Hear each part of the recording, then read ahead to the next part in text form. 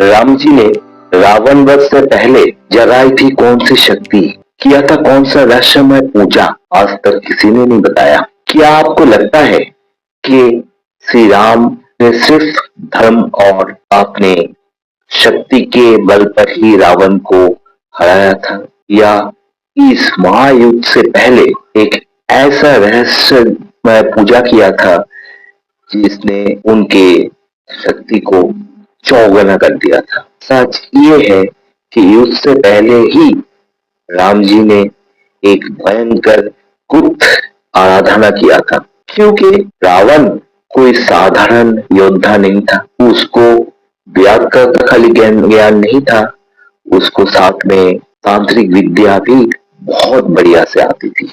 कौन से देवी का पूजा किया था, चलिए क्यों किया था, सभी मैं आखिर तक आपको बताने वाला हूँ। आप पूरा वीडियो देखिए और ये अनोखा सच आप जान लीजिए जो कभी न किसी ने आपको बताया होगा। ये वो देवी है जो दुश्मनों को सोचने समझने की ताकत से वंचित कर देती है, उनकी शक्ति समाप्त कर देती है। पर सवाल ये है, राम जैसे मर्यादा पुरुषोत्तम को इतनी ऊर्जा शक्ति का, इतनी उग्र साधना का क्यों जरूरत पड़ी? क्या रावण इतना शक्तिशाली था कि उसे हराने के लिए भी एक तांत्रिक शक्ति का जरूरत था? और सबसे बड़ा सवाल जो शायद आपके दिमाग में भी आज तक घुसता आया हुआ है, लेकिन उसका उत्तर किसी ने नहीं दिया।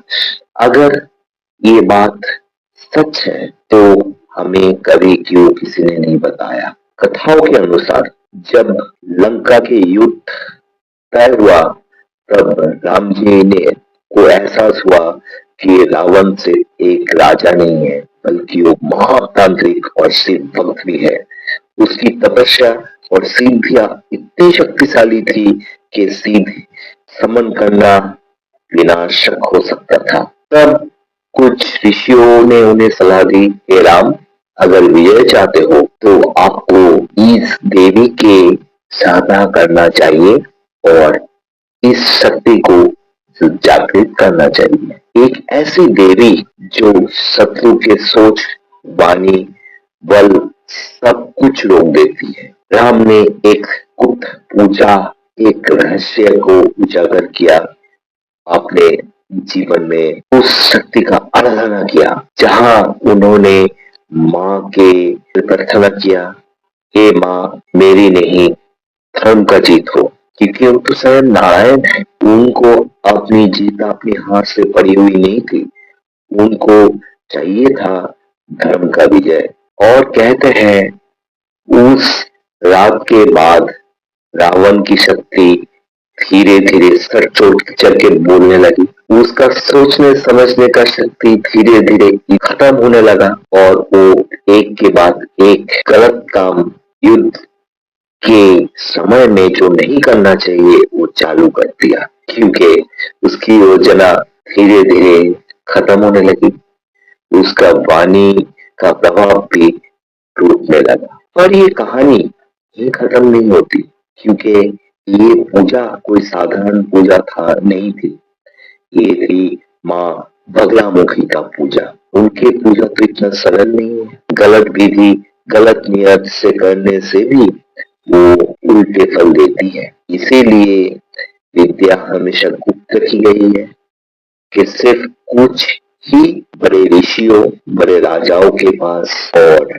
बड़े गुरुओं के पास ये सीमित है, और शायद ऐसा ही चलता रहेगा। मैं ये रहस्य आपके सामने खाली उन्मोचन किया हूँ, लेकिन मैं आपसे ये रिक्वेस्ट करता हूँ कि अगर आप माँ बगलामुखी के बारे में और जानना चाहे, कैसे राम ने उनको प्रसन्न किया, पूजा में कैसे क्या विधि उन्होंने यूज किया, तो कमेंट बॉक्स में जरूर लिखें।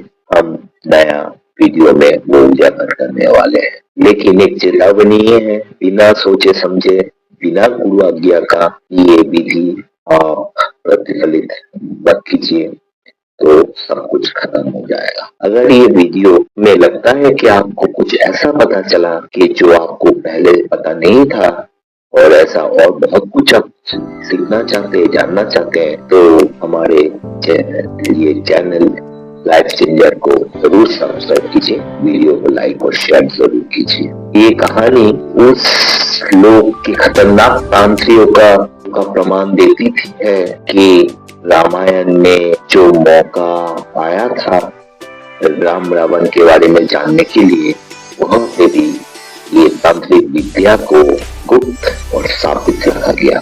जय श्री राम।